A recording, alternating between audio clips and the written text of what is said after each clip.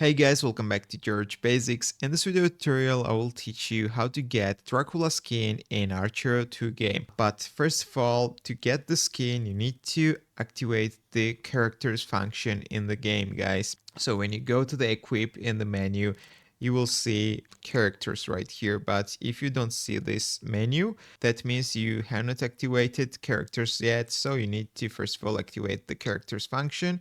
So how to activate it? First of all, you need to complete first, second, and third chapters. And once you will finish the third chapter, then this function automatically will activate it into your game.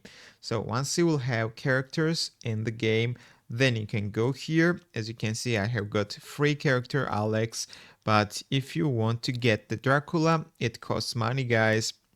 So when you click it, you need to make the transaction through Google Play. You need to add the credit card and buy it right here. This is my local currency, and in dollars, this skin costs around $35, guys. So to get the Dracula skin, you need to buy it, and then you can change it to this skin. That's all I want to show you. If this video was helpful for you, don't forget to click the like buttons and don't forget to subscribe.